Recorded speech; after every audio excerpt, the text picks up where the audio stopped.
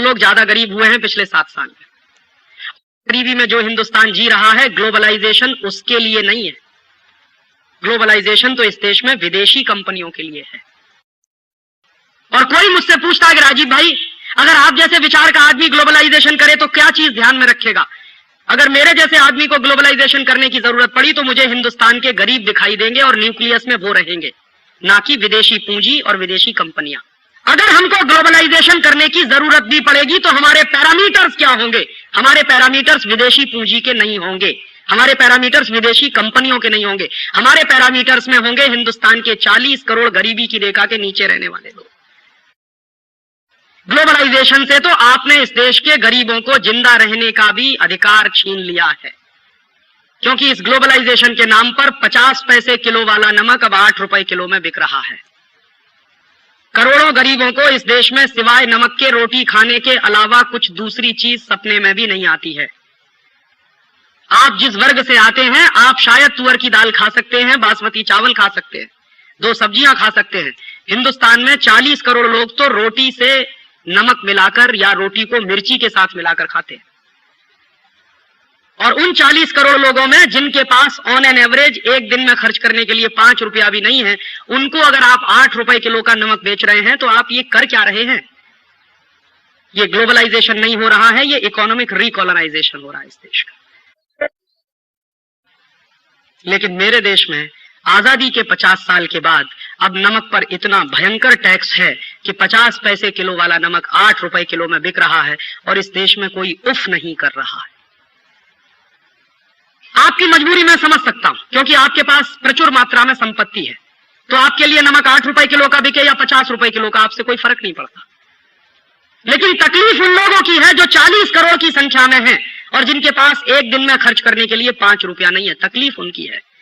और कभी उनकी जगह पर अपने आप को रखकर सोचिए और पूरे प्लान को देखिए, तो कैसे इस देश में 40 करोड़ लोग रोटी खा रहे होंगे तब से, जब से 50 पैसे किलो वाला नमक 8 रुपए किलो में हो गया है। और बहुत ही बर्बरता पूर्वक पूरे देश में सरकार का एक फरमान जारी हुआ है कि कहीं भी बिना आयोडीन वाला नमक नहीं बेचा जाए, माने हर जगह वो 8 रुपए किलो वाला ही नमक बिकना चाहिए।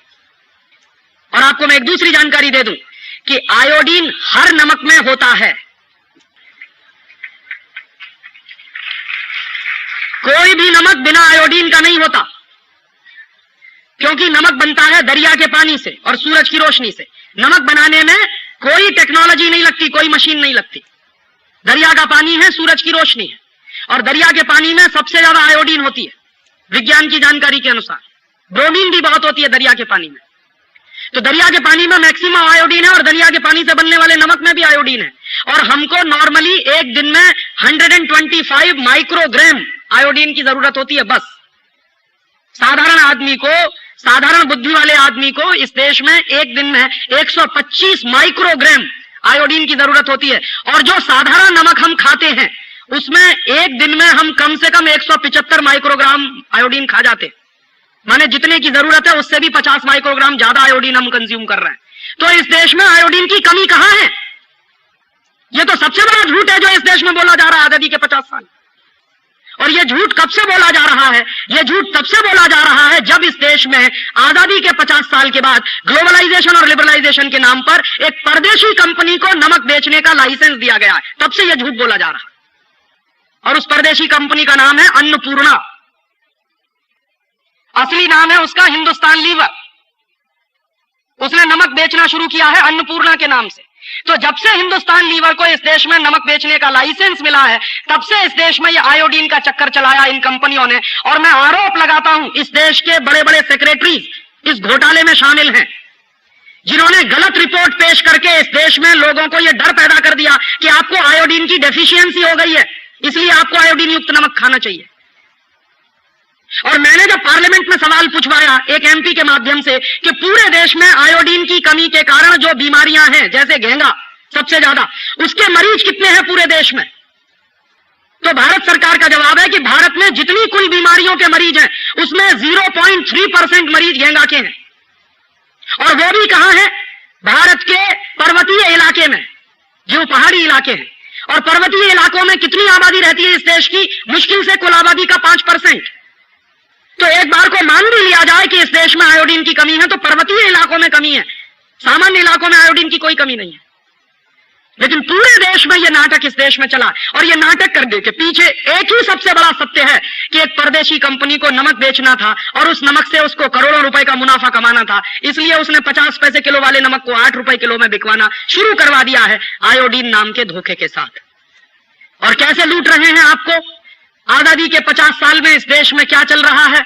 आयोडीन युक्त अगर नमक बनाया जाए तो 1 किलो नमक जो अभी बनता है कच्छ में, उसका कॉस्ट ऑफ प्रोडक्शन आता है 25 पैसा। तो 25 पैसे में 1 किलो नमक बन जाता है, और उस नमक में आयोडीन इंट्रोड्यूस करनी पड़े 1 किलो नमक में, तो कुल खर्चा होता है और 25 पैसा, माने 50 पैसे में 1 किलो नमक आयोडीन युक्त। अतिरिक्त आयोडीन युक्त नमक 50 पैसे में 1 किलो बन जाता है। तो भारत सरकार के कुछ टैक्स वैक्स होंगे, कुछ खर्चे होंगे, हालांकि मैं मानता हूं कि नमक पर टैक्स नहीं होना चाहिए, लेकिन फिर भी ऐसी बेदर्दी सरकारें हैं जिन्होंने नमक पर भी टैक्स लगा रखा है, तो कुछ टैक्स वैक्स मान लीजिए आप, और कुछ ट्रांसपोर्टेशन का भी मान लीजिए, तो 50 पैसे किलो वाले नमक में आमदनी भी मिला के, इनकम भी मिला के 1 रुपए किलो में बिक जाना चाहिए, लेकिन वो बिक रहा है 8 रुपए किलो। और औसतन 1 किलो नमक पर जो मुनाफा है वो 6.5 रुपए के आसपास का है। और सारे देश में कितना नमक बिक रहा है इस समय? भारत सरकार के आंकड़े बताते हैं 40 लाख टन नमक घरों में इस्तेमाल हो रहा है इस समय। तो 40 लाख टन नमक अगर घरों में इस्तेमाल हो रहा है और 1 किलो नमक 8 रुपए में है और 1 किलो नमक पर 6.5 रुपए का प्रॉफिट है, तो आप जान लीजिए आपकी जेब से 2400 करोड़ रुपए एक साल में लूटे जा रहे हैं आयोडीन के नाम पर। और आजादी के 50 साल में अगर इसी देश की सरकारें देश के गरीब लोगों के खीसे में से 2400 करोड़ रुपए निकाल रही हैं, तो इन सरकारों को हम क्या कहें? मैं कभी कभी जब बहुत गुस्सा होता हूं और दुखी होता हूं तो मैं कहता हूं कि नाथूराम गॉडसे ने तो गांधी के शरीर की हत्या की थी, और इन लोगों ने तो गांधी के विचार को मार दिया है। ये तो नाथूराम गॉडसे से बड़े हत्यारे हैं इस देश में।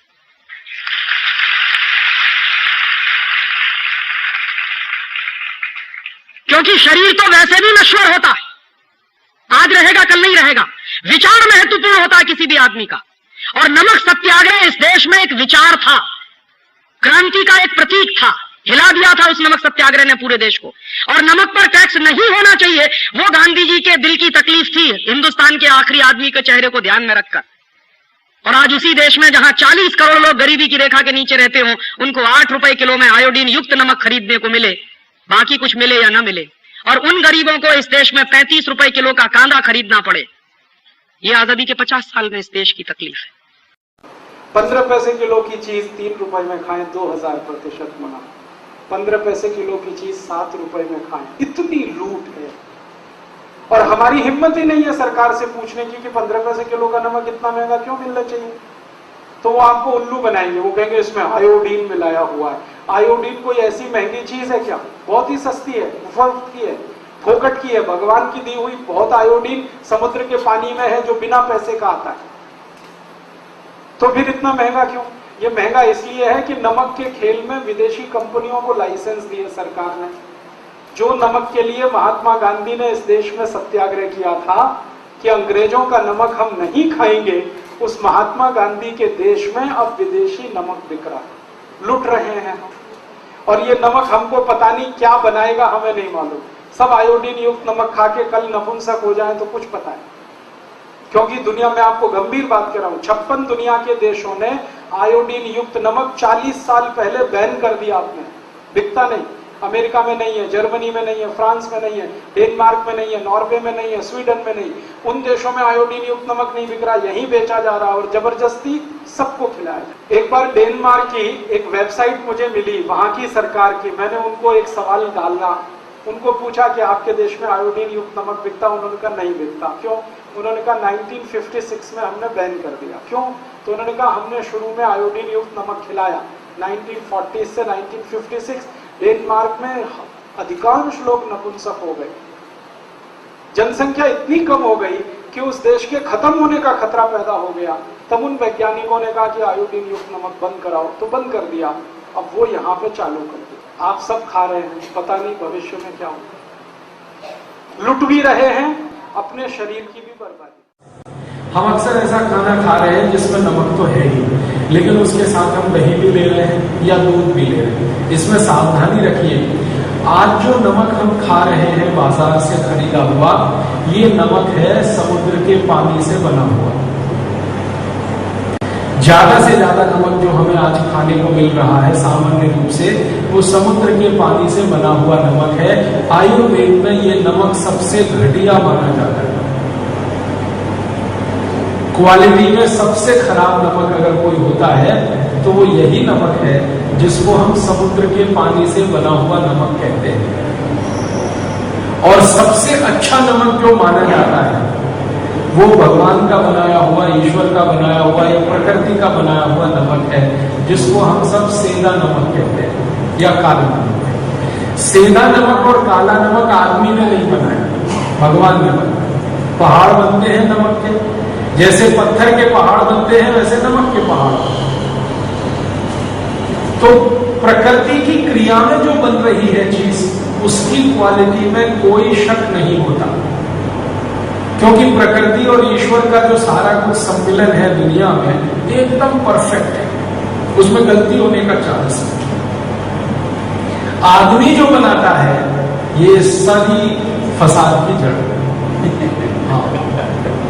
आदमी ने सोचा तो ये है कि मैं बहुत अक्ल वाला हो गया, 21वीं शताब्दी में पहुंच गया, मैंने इतना विज्ञान सीख लिया, मैंने इतनी टेक्नोलॉजी सीख ली, लेकिन वो प्रकृति को एक रंच मात्र अभी तक स्पर्श नहीं कर पाया। भले बहुत टेक्नोलॉजी सीखी है, बहुत विज्ञान आ गया, प्रकृति की बनाई हुई चीज की जो गुणवत्ता है वो किसी दूसरी चीज में नहीं है। मैं नमक का ही आपको कंपैरिजन करके बताता हूँ। प्रकृति का बनाया हुआ ये जो सेंधा नमक है या काला नमक है, ये आपके शरीर को 94 तरीके के पोषण देता है। 94। मैं आपको और सरल तरीके से समझाऊं। कोई चीज आपने खाई और मैंने आपको कहा या आपने जान लिया कि मुझे इसको खाने से कैल्शियम मिला, ये कैल्शियम एक तरह का पोषण है। कोई चीज आपने खाई, जैसे अनार का रस पिया, इससे आपके खून में हीमोग्लोबिन बढ़ा, आयरन बढ़ा, तो ये एक तरह का पोषण है, एक ही तरह का। कैल्शियम बढ़ गया शरीर में कुछ खाने से, आयरन बढ़ गया शरीर में कुछ खाने से, फास्फोरस बढ़ गया शरीर में कुछ खाने से, एक एक तरह का पोषण है। सेंधा नमक ऐसे 94 पोषण देता है। एक एक तरह की बात किया, कैल्शियम, आयरन, फास्फोरस। सेंधा नमक में ऐसे 94 पोषक तत्व हैं जो शरीर के लिए है। और उसके बाद दूसरे नंबर पर है काला नमक। अब ये दोनों प्रकृति के बनाए हुए हैं, पहाड़ में से आते हैं, आप सभी जानते हैं, नमक के पहाड़ होते हैं जैसे पत्थर के पहाड़। तो पहाड़ वाला जो नमक है, पत्थर वाला जो नमक है, ये 94 तरह के पोषण देता है। और समुद्र के पानी वाला जो नमक है, ये 3 तरह के पोषण देता है। अब आप देखिए, 3 तरह के पोषण देने वाला नमक, 94 तरह के पोषण देने वाला नमक, दोनों में से किसकी क्वालिटी? 94 पोषण जो दे रहा, सीधी सी बात है। तो आप नमक खा सकते हैं जो प्रकृति का बनाया हुआ है, वो सेंधा और काला, मतलब आज से सेंधा और काला नमक खाइए। अब मैं आयुर्वेद की एक जानकारी आपको देता हूं, आप हैरान हो जाएंगे सुनकर। आयुर्वेद में ये कहा गया, अष्टांग हृदय में भी ये है कि जैसे ही दूध के साथ नमक लेना शुरू करें या दही के साथ नमक लेना शुरू करें, तो ये जो नमक मैंने बोला समुद्र के पानी का, ये पूरी तरह से वर्जित है। दूध के साथ भी नहीं ले सकते, दही के साथ भी नहीं ले सकते। जैसे ही नमक बदलते हैं आप दूध और दही के साथ, तो सेंधा नमक और काला नमक जरूर ले सकते हैं। इतना अंतर आ जाता है। अभी अगर समुद्र के पानी के बने हुए नमक के साथ दूध पिएंगे, 20 बीमारियां आपको आएंगी। समुद्र के पानी के नमक के साथ अगर आप दही खाएंगे, 20 बीमारियों में फंस जाएंगे। लेकिन वही दही और दूध सेंधा नमक के साथ और काले नमक के साथ खाएंगे, जीवन भर आप निरोगी रहेंगे। इतना अंतर है। अब आप इसको अप्स डाउन में देख सकते हैं, जमीन आसमान का अंतर कहा जाता है इसको। एक इस तरफ है, एक इस तरफ। वही नमक जो समुद्र के पानी से आया तकलीफ दे रहा है, और वही नमक जो भगवान का बनाया हुआ है वो आपके लिए अमृत तुल्य है। तो ये जो नियम मैंने विरोधी वस्तुओं का बताया, तो इसमें अगर आप दही नमक खाना चाहते हैं तो दही में सेंधा नमक ही या काला नमक ही होना चाहिए, और दूध के साथ नमक की कोई वस्तु लेना चाहते हैं तो वो सेंधा नमक और काले नमक वाली ही होनी चाहिए। ये समुद्र के पानी के नमक की वस्तु दही के साथ नहीं ले सकते। मैंने एक बार प्रयोग करके देखा, दही लिया, दही को लेंस से आप देखो तो उसमें बहुत तरह के जीवाणु हैं, बहुत तरह के बैक्टीरिया, और वो शरीर के लिए अनुकूल है, बहुत अनुकूल है। अगर वो जाते हैं शरीर में तो बहुत सारी शरीर की जरूरत को पूरा करते हैं। अब जैसे ही दही में आप देखेंगे बहुत सारे जीवाणु हैं, उस दही में ये समुद्र के पानी का बनाया हुआ नमक एक चुटकी डाल दीजिए, 1 मिनट में सब जीवाणु मर जाते हैं। हजारों, लाखों, करोड़ों 1 मिनट में मर जाते हैं। अब आपने दही ले लिया और उसमें समुद्र के पानी का नमक मिला दिया, जीवाणु मर गए, तो एक तो जीव हिंसा कर दिया आपने, पाप लगा उसका, जीव हिंसा कर दिया। और दूसरा, आपने वो दही खाया जिसमें समुद्र का नमक मिलाया हुआ है, वो शरीर के काम का नहीं, उपयोगी नहीं।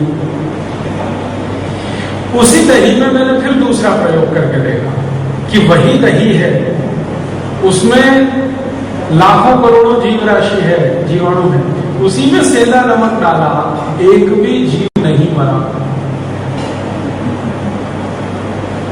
एक भी जीव नहीं। माने जीव दया भी हो गई मेरी, जीव हिंसा में भी मुझे नहीं जाना पड़ा, पाप का भागी भी नहीं बनना पड़ा, और शरीर के लिए भी उपयोगी।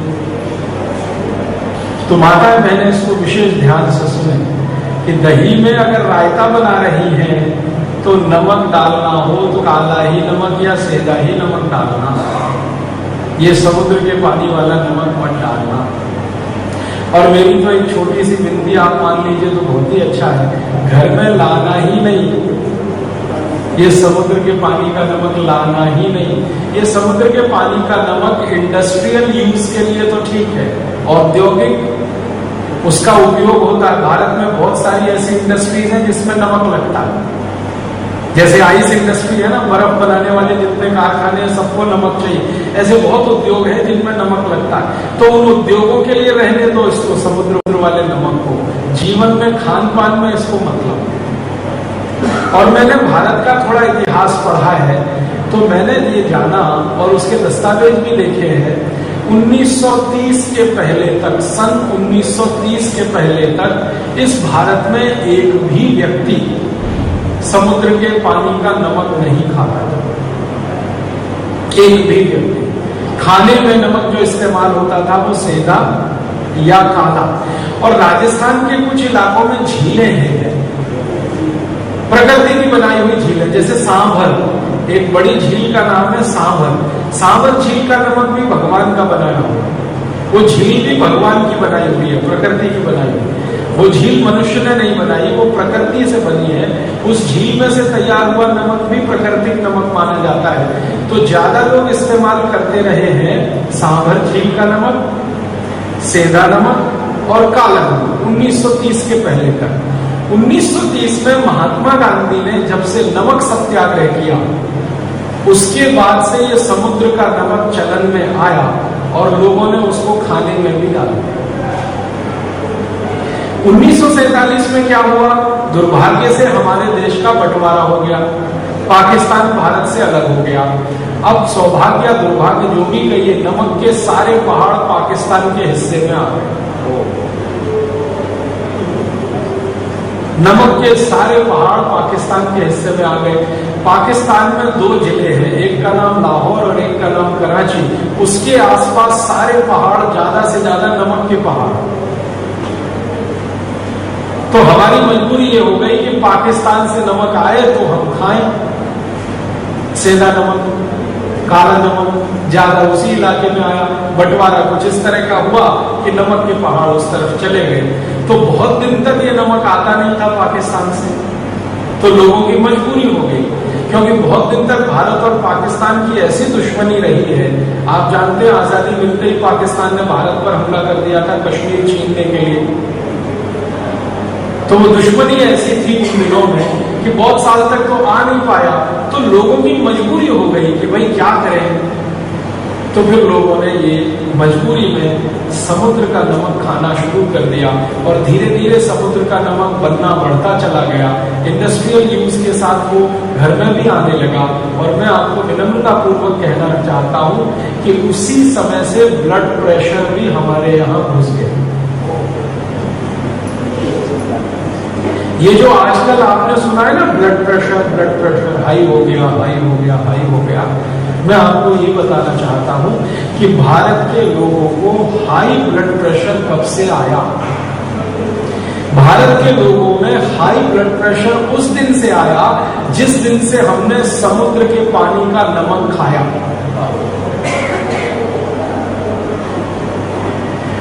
वरना प्रकृति के बनाए हुए नमक का अगर हम इस्तेमाल करते रहे, आज भी करें, आगे भी करते रहे, तो मैं आपको पूरी विनम्रता से इस बात की गारंटी देना चाहता हूं, आपका ब्लड प्रेशर अपने आप निकल जाएगा। आप नमक बदल दीजिए।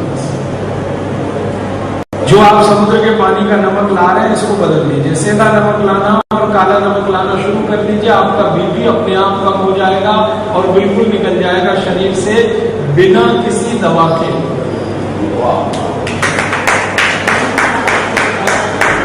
और आप जानते हैं कि आजकल हमारे जीवन में हाई ब्लड प्रेशर इतनी खतरनाक बीमारी की स्थिति में है कि ये शुरू हो जाए तो दुनिया जहान की कोई भी बीमारी आएगी। ब्लड प्रेशर हाई हो गया तो हार्ट अटैक आ सकता है, ब्लड प्रेशर हाई हो गया तो ब्रेन हेमरेज हो सकता है, ब्लड प्रेशर हाई हुआ तो ट्राइग्लिसराइड्स बढ़ेंगे, ब्लड प्रेशर हाई हुआ कोलेस्ट्रॉल बढ़ेगा, ब्लड प्रेशर हाई हुआ खून गाढ़ा होता जाएगा, ब्लड प्रेशर हाई हुआ किडनी डैमेज कर देगा, ब्लड प्रेशर क्या नहीं कर देगा।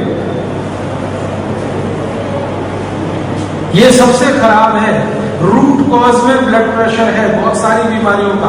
ब्लड प्रेशर हाई हुआ डायबिटीज ला देगा, ब्लड प्रेशर हाई हुआ शुगर बढ़ा देगा, सब कुछ करेगा। ब्लड प्रेशर हुआ आंख आपकी खराब कर दे। ये भाई को आपने देखा ना जिसकी आंख खराब है, इसकी एक आंख का प्रेशर बढ़ा हुआ है,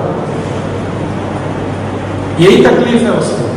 अगर दोनों आंख का प्रेशर एक साथ बढ़े तो इलाज करना बहुत आसान होता है दुनिया में। एक ही आंख का प्रेशर बढ़े और एक का कम हो तो वो इलाज ही नहीं कर सकता।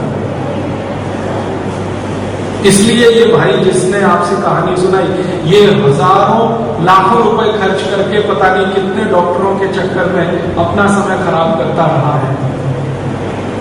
इसको एक सरल बात कोई बता देता जो आज इसको पता चलेगी। इसकी एक आंख का प्रेशर बहुत बढ़ गया था, एक आंख का प्रेशर बिल्कुल कम था या नॉर्मल था, इसको किसी ने बता दिया होता कि नमक बदल दो, इसकी बीमारी यहां तक पहुंच गई।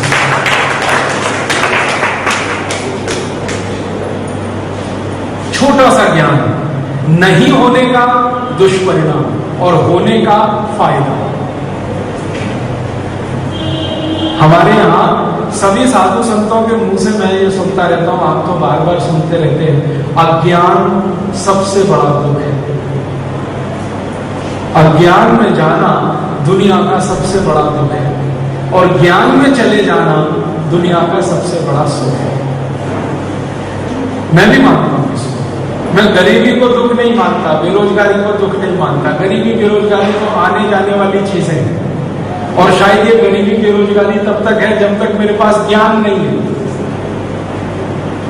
जिस दिन मुझे कुछ ज्ञान मिला मैं मेरी गरीबी भी दूर कर सकता हूं, बेकारी भी दूर कर सकता हूं। इसलिए बीमारियां हमारे शरीर में है और उनका दुख है वो भी अज्ञान का ही कारण है। जैसे ही ज्ञान में आप जाएंगे आप खुद बीमारियां ठीक कर लेंगे, डॉक्टर के चक्कर में फंसने की जरूरत ही नहीं पड़ेगी। ये छोटा सा ज्ञान कि हम नमक बदल दें तो जिंदगी में कितना बड़ा सुख, ये इस भाई को पता है जिसकी आंख इस स्थिति में आई है जो आपने देखा। नमक बदल देता है। साल भर पहले या 1.5 साल पहले जैसे ही इसकी आंख में प्रेशर बढ़ना शुरू हुआ, ये पहले डॉक्टर के पास जहां गया वो इसको बता सकता था कि भाई तेरी एक आंख का प्रेशर बहुत ज्यादा है, ब्लड प्रेशर, दूसरी आंख का कम है या बहुत कम है। अब तू क्या कर रहे हो, बस इतना करके नमक बदल दे। सरल बात, साधारण बात। नमक बदलते ही प्रेशर नॉर्मल होगा, आंख इस स्थिति में पहुंचती। नहीं कहा, नहीं बताया, शायद जानबूझ के नहीं बताया या अनजाने में, दोनों ही बातें हो सकती। हो सकता है उस डॉक्टर को भी ज्ञान ना हो इस बात का, ये भी हो सकता है। और ये भी हो सकता है कि उसको ज्ञान हो और जानबूझ के नहीं बताया। तो दोनों ही संभावनाएं हैं। तो मैं आपसे ये बात को ज्यादा जोर देके कह रहा हूं कि एक छोटी सी जानकारी ना होने का कितना बड़ा दुख है और होने का कितना बड़ा सुख है। आपको आज ये जानकारी हो गई कि समुद्र के पानी के नमक से शरीर को सिर्फ 3 पोषक तत्व मिलते हैं। पहाड़ के नमक का, पत्थर के नमक का 94 पोषक तत्वों का भंडार है वो। तो आप तुरंत उसमें शिफ्ट कर जाइए, अपने घर का नमक बदल दीजिए। नमक बदलते ही आप अपने ऊपर देखिए क्या क्या परिवर्तन आ रहे हैं। आप आ जाइए, सेंधा नमक खाना शुरू कर दीजिए, काला नमक। जिस दिन खाना शुरू करें उस दिन बीपी नाप लीजिए। 2-3 महीने के बाद फिर नाप लीजिए, आपको लगेगा ये चमत्कार हो गया। सेंधा नमक खाने से या काला नमक खाने से एक दिन पहले आपका माइग्रेन, आपके शरीर में ये सब जितनी भी बीमारियां हैं उनको देख लीजिए ध्यान से और खाना शुरू करिए, फिर देखिए क्या क्या परिवर्तन आ रहे हैं आपको। नमक शरीर के लिए बहुत आवश्यक है, आप जानते हैं, लेकिन सेंधा और काला ये समुद्र के पानी वाला नहीं। आपको और एक जानकारी दूं, शरीर में सेंधा और काले नमक से जो जो पोषकता मिलती है, इसी की कमी होने पर पैरालिसिस आता है। हाँ, ध्यान दीजिएगा मेरी बात। शरीर में सेंधा और काला नमक से जो पोषकता मिलती है, उसी की कमी होने पर पैरालिसिस आता है। शरीर में काला और सेंधा नमक मिलने से जो पोषकता मिलती है, उसी की कमी से ब्रेन हेमरेज भी होता है। मेरे गुरु जिनका नाम था श्री धर्मपाल, अभी वो स्वर्गवासी हैं, एक बार उनके शरीर में ऐसा हुआ, जो पोषकता मिलनी चाहिए थी नमक से, सेंधा और काला, वो कमी हुई, उनको पैरालिसिस का अटैक हो गया। उनकी आवाज चली गई, पूरी आवाज चली गई, वो कुछ बात ही नहीं कर सकते। और मेरी आंखों के सामने मेरे गुरु का ऐसा हाल था। मैं क्या करूं? भयंकर अटैक था, बड़ा अटैक था पैरालिसिस का। हाथ पैर तो चले गए, आवाज भी चली गई, ब्रेन भी काफी इफेक्ट हुआ, प्रभावित हुआ। मैं उनको ले गया हॉस्पिटल में, एडमिट करवाया। हॉस्पिटल वालों ने हाथ उठा दिए, हमारे पास दवा नहीं, हम क्या कर सकते हैं। तो उन्होंने मेरे गुरु के हाथ पांव बांध दिए। वो कहते हमारे इलाज का तरीका यही है, एलोपैथी जिसको हम सबसे ज्यादा भरोसा करते हैं, उनके इलाज का तरीका कि पैरालिसिस पेशेंट का हाथ पैर हिलता रहता है ना, उसके कंट्रोल के बाद, तो उसको पकड़ने के लिए बांध दिए। अब मेरे गुरु छटपटाए, परेशान, तो मैं उनको हॉस्पिटल से ले आया और मेरे इस निर्णय की बहुत आलोचना हुई। मेरे सहयोगियों ने बहुत आलोचना की, आप क्या कर रहे हैं, मार डालेंगे, ऐसा हो जाएगा, इतने बड़े हॉस्पिटल में से निकाल के आप उनको घर ला रहे हैं। मैंने कहा इनके पास इलाज ही नहीं है। तो डॉक्टर अपने मुंह से कह रहा है मेरे पास इलाज नहीं। राजी भाई आप तो जानते हो होम्योपैथी, आप तो जानते हो आयुर्वेद, आप तो क्यों नहीं करते? तो हम निकाल लाए उनको और मैंने कुछ नहीं किया। आपको जानकारी देना चाहता हूं और आज ये शायद मैं पब्लिकली बता रहा हूं, मेरे गुरु के लिए कुछ नहीं किया। मैंने अंदाजा लगाया कि शायद इनके शरीर में नमक से मिलने वाली पोषकता की कमी है, इसके कारण ये अटैक आया हो। 99% केस में अटैक इसी कारण से आता भी है, तो शायद ऐसा हुआ हो। और मैंने ध्यान किया तो वो नमक वही खाते थे, समुद्र के पानी वाला। तो मैंने उनको होम्योपैथी की एक ऐसी दवा चुनकर दी जो सेंधा नमक और काले नमक की पोषकता को बढ़ाने वाली।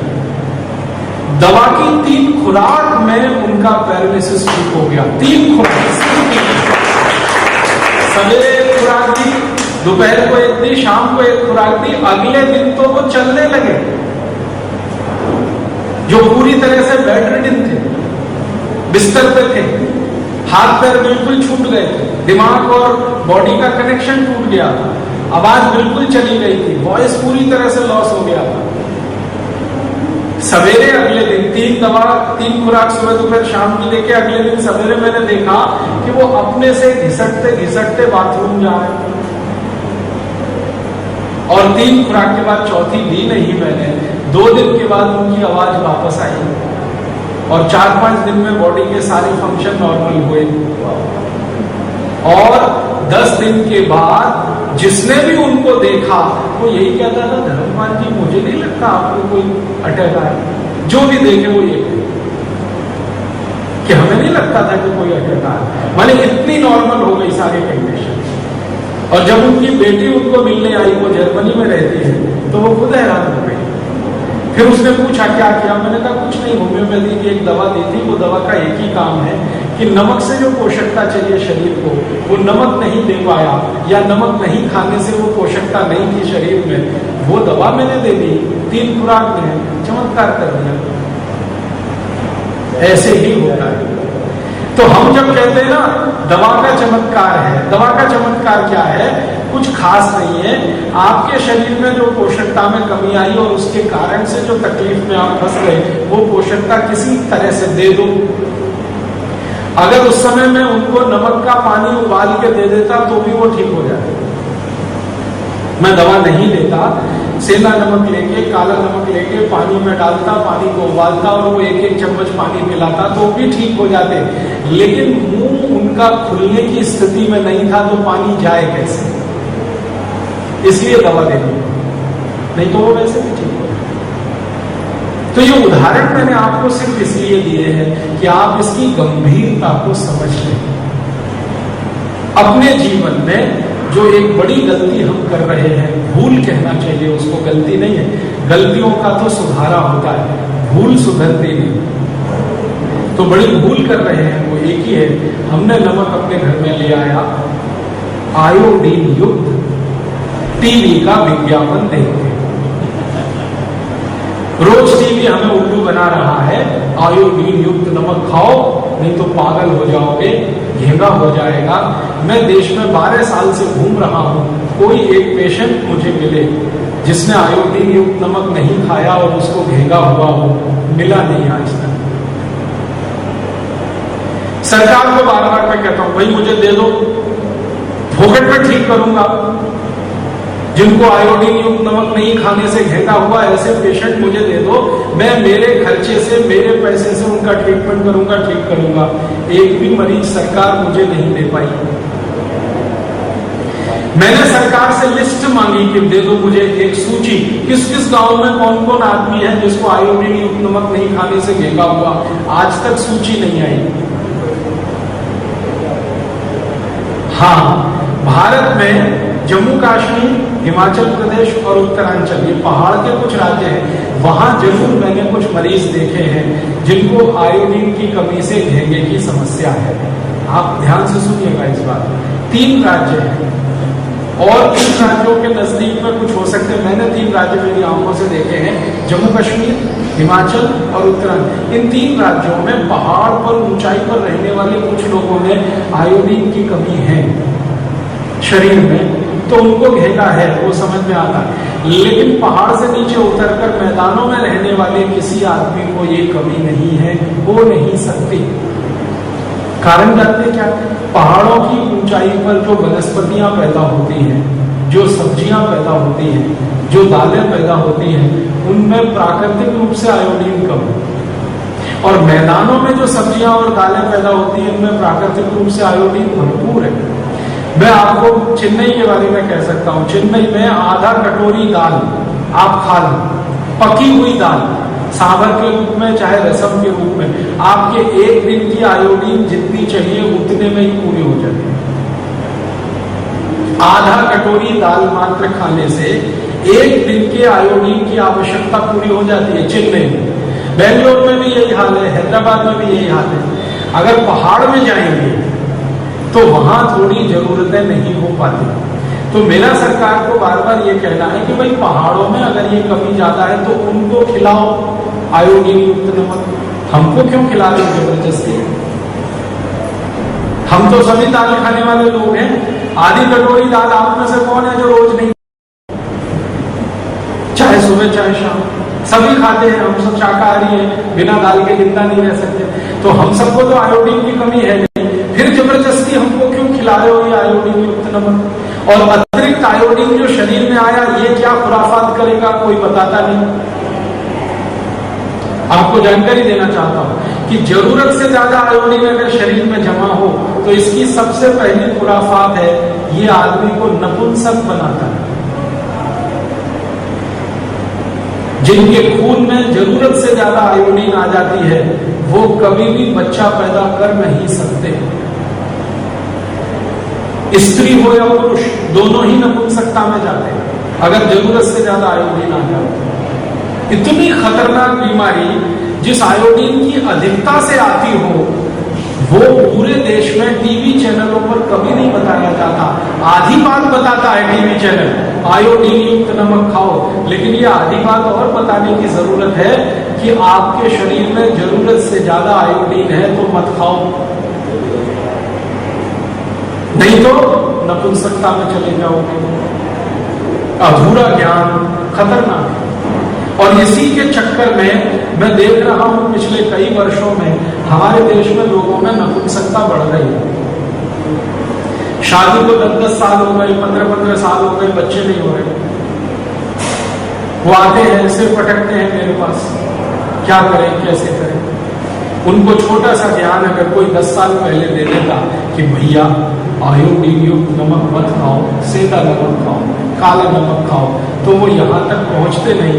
उनको शादी के पहले दूसरे साल में ही बच्चे हो जाते हैं। तो विषय की गंभीरता को आप समझिए कि हम कितनी बड़ी गलती में या भूल में फंस गए टीवी के विज्ञापन में फंसकर। और टीवी में विज्ञापन कौन कंपनियां कर रही हैं? वो कंपनियां जो 15 पैसे किलो के नमक को 7 रुपए 10 रुपए किलो बेचे। आप जानते हैं समुद्र के पानी से नमक बनाना 15 पैसे किलो का खर्च आता है, क्योंकि समुद्र का पानी फोकट का है, टैक्स फ्री है, कॉस्ट फ्री है। और उसके ऊपर पड़ने वाला सूरज का प्रकाश वो भी टैक्स फ्री है और कॉस्ट फ्री है। नमक बनाने में मशीन कोई लगती नहीं। आप जानते हैं समुद्र का पानी एक खेत में हम इकट्ठा करते हैं, सूरज की धूप उस पर गिरती है, पानी बाष्प बन के उड़ जाता है, नमक नीचे रह जाता है। यही है ना, इसमें ना कोई मशीन लगती है, ना बिजली लगती है, ना बिजली ना मशीन। तो कॉस्ट ऑफ प्रोडक्शन तो कम है, 15 पैसे किलो का खर्चा आता है। अब ये 15 पैसे किलो का नमक आपके घर तक आते आते 7 रुपए किलो कैसे हो जाता है? ये उन लूटखोर कंपनियों का सारा तंत्र है सरकार के साथ मिलकर कि आपकी जेब में से पैसे खींच लें। जितनी कंपनियां नमक को आयोडीन युक्त करके बेच रही हैं या आयोडीन युक्त नमक वो सब लूट रही है आपको। ईस्ट इंडिया कंपनी ने जितना नहीं लूटा उससे ज्यादा लूट है, वो चाहे भारत की हो या विदेशी। 15 पैसे किलो की चीज 7 रुपए किलो, हिसाब लगाओ ना गणित का। 15 पैसे किलो की चीज 30 पैसे किलो अगर आप खरीदो तो मुनाफा 100% हो गया। और 15 पैसे किलो की चीज 1.5 रुपए किलो खरीदो, मुनाफा 1000% हो गया। और 15 पैसे किलो की चीज 3 रुपए किलो खरीदो, मुनाफा 2000% हो गया। और 15 पैसे किलो की चीज 6 रुपए किलो खरीदो, मुनाफा 4000% हो गया। और 15 पैसे किलो की चीज 7 रुपए किलो खरीदो, 5000% का मुनाफा आपकी जेब से निकाला जा रहा है नमक के नाम। और नमक की मजबूरी क्या है? ये एक ऐसी वस्तु है जो सबको चाहिए। कंजम्पशन बहुत अधिक है, लाखों करोड़ों टन में हम इस्तेमाल करते हैं हर साल। तो मुनाफा भी कितना होगा जरा सोचो। 1 किलो का मुनाफा 15 पैसे से 7 रुपए, तो करोड़ों टन, लाखों करोड़ों टन नमक हर साल बिक रहा है। हजारों लाखों करोड़ों रुपए लूट रहे हैं कुछ लोग आपको उल्लू बना। तो मैं चाहता हूं आप इस लूट से भी बचो और इस नमक से भी बचो। एक तो नमक जो दे रहा है वो बीपी बढ़ाने वाला, तकलीफें पैदा करने वाला, शरीर में विकृतियां और दोष पैदा करने वाला, ऊपर से इतना महंगा, हमारे पैसे खींच कर ले जा। तो ये जो साजिशें चल रही हैं, ये जो षड्यंत्र चल रहे हैं पूरे देश में अलग अलग तरीके, मुझे लगता है कि कोई बड़ा षड्यंत्र शायद इस देश के साथ हो रहा है कि सबको आयोडीन युक्त नमक खिलाते जाओ। 5 साल 10 साल 15 साल में सबकी आयोडीन शरीर में ज्यादा हो जाए, नपुंसकता पूरे देश में बड़े पैमाने पर हो जाए, बच्चे ही पैदा ना हो इस देश में, तो विदेशी आकर फिर कब्जा कर ले इस देश में। अधिक जनसंख्या के, आपकी जनसंख्या घटती जाए और दूसरों की बढ़ती जाए। आपको सुन के हैरानी होगी, आयोडीन युक्त नमक भारत देश में आने से पहले यूरोप और अमेरिका के खंड के 40 देशों में चल चुका है और वहां की सरकारों ने उसको पूरी तरह से प्रतिबंध कर दिया है, बैन कर दिया। यूरोप के देशों में सबसे पहले एक देश है जिसका नाम है जर्मनी, इसने आयोडीन युक्त नमक शुरू किया। आयोडीन युक्त और एक्स्ट्रा फ्री फ्लो, आप सुनते हैं ना टीवी में, एक्स्ट्रा फ्री फ्लो नमक है और आयोडीन युक्त भी है। ये एक्स्ट्रा फ्री फ्लो क्या है? नमक में हमेशा नमी रहती है, नमी पानी के कारण रहती है। नमक की एक विशेषता है कि वो हर तरफ से पानी को खींचता है। सूखा हुआ नमक यहां खोल के रख दो, कल देखना वो सब गीला हो जाएगा। कहां से हो गया? वातावरण में जो मॉइस्चर है उसको नमक खींचता है। अगर कोई नमक पानी को खींचेगा तो वो एक्स्ट्रा फ्री फ्लो नहीं हो सकता, सूखा नहीं होगा। सूखा नहीं होगा होनी चाहिए वो ये कि नमक जो है पानी को खींचता है, उसका गुण धर्म है। खाली रख दो गीला हो जाएगा। अब ये पानी को खींचने का जो गुणधर्म है, इसके कारण नमक को जब पीसेंगे तो थोड़ी नमी रहने वाली है। यूरोप और अमेरिका के वैज्ञानिकों ने खुराफाती दिमाग लगाया कि ये नमक में नमी नहीं रहनी चाहिए। क्यों? अगर नमी है तो ये ऐसे करके किसी पे इसको छिड़क नहीं सकते, गुरुका नहीं जा सकता। यूरोप और अमेरिका की खासियत क्या है वो हमें जाननी चाहिए। उनकी अपनी समस्या है जिसका समाधान करने के लिए ये तमाशा किया। वहां सब्जी कोई घर में बनाता नहीं है, दाल कोई पकाता नहीं है, सब्जी बनी बनाई डिब्बे में आती है। यह आप सभी जानते हैं। अमेरिका यूरोप के देशों में, कनाडा जैसे देशों में जो अपने को बहुत विकसित कहते हैं, वो ताजा बनी हुई सब्जी नहीं खाते क्योंकि सब्जी बनाना नहीं आता किसी को। कितने गरीब लोग हैं, सब्जी बनाना नहीं आता। हिंदुस्तान के घर घर में 10 साल के किसी भी बच्चे को जो काम आता है वो यूरोप के बड़े बड़े लोगों को नहीं आता। सब्जी बनाते कैसे हैं? कंप्यूटर, सुपर कंप्यूटर, इलेक्ट्रॉनिक्स और सारी दुनिया का ताम झाम करने वाले हेड्रोन कोलाइडर बनाने वालों को सब्जी बनाना नहीं आता। अच्छा, सब्जी बनाना आता क्यों नहीं है? कारण है कि सब्जी होती भी नहीं है। ज्यादातर देशों में सब्जी के नाम पे या तो बटाटा है, आलू और कांदा, बाकी कुछ है नहीं। तो सब्जी बनाने के नाम पे कुछ है नहीं, प्रकृति ने दिया भी नहीं है, उनको आता भी नहीं। तो सब्जियां वो दूसरे देशों से खरीदते हैं, बना बना के पैकेट में बेचते हैं। अब सब्जी बनी हुई पैकेट में डाली जाएगी तो उसको सुरक्षित रखने का एक ही आधार है, नमक ना डाला जाए उसमें। नमक डल गया तो वो पैकेट बेकार हो जाए। तो बिना नमक की उबली हुई सब्जी पैकेट में बंद आती है यूरोप और अमेरिका में। जब वो खाने के लिए बैठते हैं, प्लेट पर निकालते हैं तो ऊपर से नमक डालते हैं। अब ऊपर से नमक डालना है तो उनको नमक ऐसा चाहिए जो फ्री फ्लो हो, चारों तरफ गिरे। और नमक की विशेषता है कि उसमें पानी रहेगा, थोड़ा मॉइस्चर रहेगा। तो उन्होंने अपनी समस्या का समाधान करने के लिए नमक को एक्स्ट्रा फ्री फ्लो बनाया और उसके लिए बीसीओ केमिकल डाल दिए उसमें। अब वो नमक नहीं रहा, केमिकल का भंडार हो गया। कई तरह के रसायन उसमें डाल दिए नमक को एक्स्ट्रा फ्री फ्लो बनाने के लिए। अब उन्होंने देखा कि उनके यहाँ ये नमक चल पड़ा, उस नमक में से समस्याएं शुरू हो गई। आयोडीन युक्त किया और समस्याएं शुरू हो गई। जर्मनी में बड़े पैमाने पर लोगों में नपुंसकता फैली।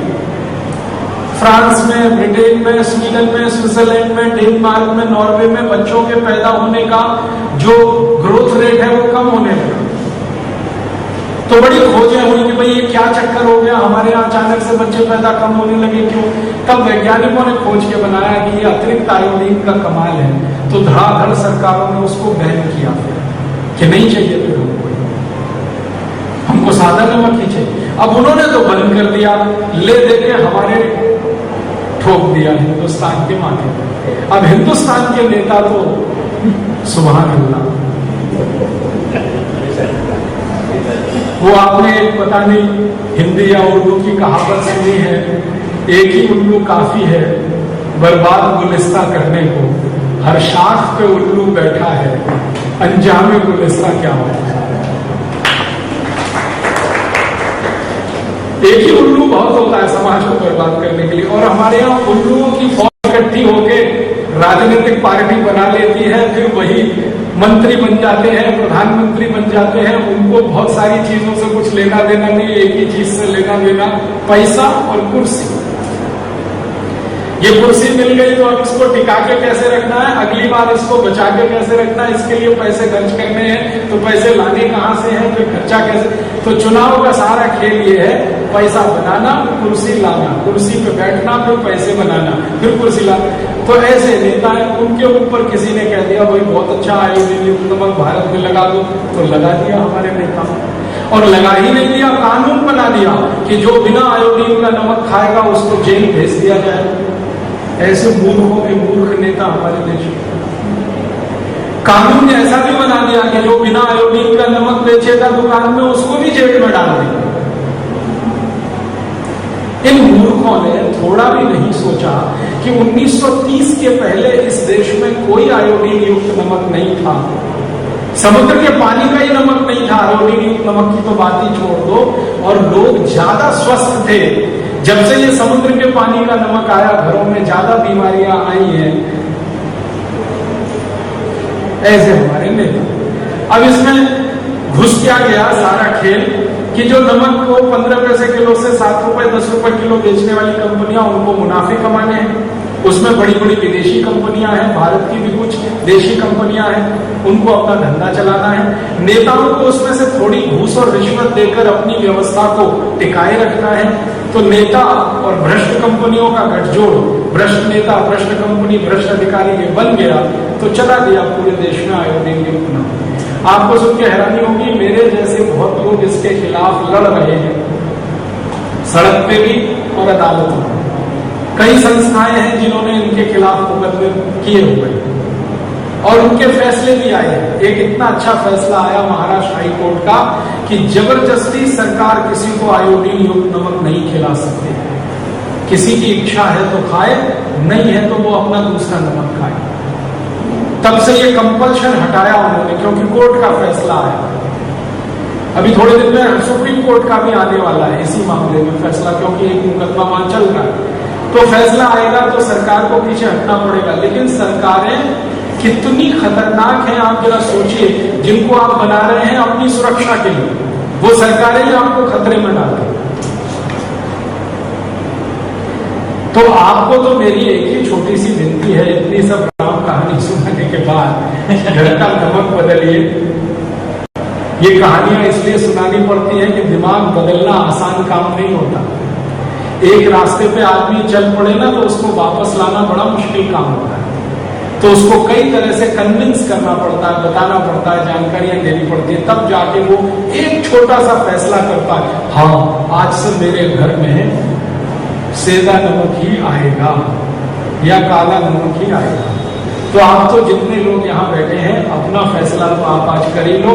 और मेरी एक छोटी सी विनती है कि आपके पड़ोसी हैं, परिवार के मित्र हैं, परिचित हैं, उनको भी ये बोलना शुरू कर दो, भैया नमक लाना तो सेंधा लाना, काला लाना। अब आप कहेंगे थोड़ा महंगा है, तो जीवन से महंगा कोई सौदा नहीं। 10 रुपए किलो का अगर सेंधा नमक खाना पड़ता है मान लो, या 10 रुपए किलो का काला नमक खाना पड़ता है, और आप स्वस्थ हो जाते हैं, लाखों रुपए के आपके खर्चे बच जाते हैं, तो क्या बड़ा सौदा है। और सेंधा नमक महंगा एक ही कारण से हुआ, भारत का बंटवारा जो हो गया, पाकिस्तान अलग हो गया, हमारे नमक के पहाड़ पाकिस्तान के कब्जे में चले गए, वरना ये सेंधा नमक तो सबसे सस्ता बिकता रहा। आप यहाँ कई बुजुर्ग बैठे हैं, आप याद करिए आपके जवानी के दिनों में शायद रुपए में 5-7 सेर या 10 सेर नमक बिकता होगा। मेरे दादाजी बताते हैं 5-7 पैसे किलो में मिल जाता था सेंधा नमक, काला नमक। ये महंगा तब से हुआ जब से पहाड़ पाकिस्तान के कब्जे में गए, हमारे हिस्से तो महंगा हो। और अभी महंगा और इसलिए है कि ये इंपोर्ट करके लाना पड़ता है। पहले एक ही देश में मिलता था, अब दूसरे देश से लाना पड़ता है, इसलिए थोड़ा महंगा हुआ। तो थोड़ा महंगा है तो भी मैं मानता हूं आपके स्वास्थ्य की कीमत पर तो वो इतना महंगा नहीं पड़ेगा। आप उसको लाते जाइए घर में, सेंधा नमक लाइए, काला नमक लाइए। और फिर इस नियम में आप चाहें तो छूट ले सकते हैं कि दूध के साथ नमक की चीज भी लेनी पड़े तो सेंधा नमक और काले नमक की कोई भी चीज ले सकते हैं। जैसे मैंने थोड़ी देर पहले कहा था, कल या परसों कहा था कि शाम को भोजन के तुरंत बाद दूध पिए, दोपहर को भोजन के तुरंत बाद लस्सी या मट्ठा पिए, और सवेरे भोजन के तुरंत बाद जूस पिए, फलों के रस पिए। तो बहुत लोगों के मन में प्रश्न रहा होगा कि अगर हम दूध पी रहे हैं तो नमक की चीज खा रहे हैं, आयुर्वेद तो मना करता है नमक और दूध का। तो ध्यान ये रखें कि जो वस्तुएं नमक की आप बनाएं वो सेंधा नमक और काले नमक की बनाएं, उसके साथ दूध पिए। दही, मट्ठा या छाछ या तक्रम जो ले रहे हैं वो सेंधा नमक और काला नमक डाल कर लें, ताकि जीव हिंसा भी ना हो और आपके शरीर के लिए भी अनुकूल हो। सब्जियां बनाएं सेंधा और काले नमक में, दालें पकाएं सेंधे और काले नमक में, फिर उसके साथ दूध भी लेना संभव है, दही में भी वो डाल के खाना संभव है। तो ये हमेशा से आपको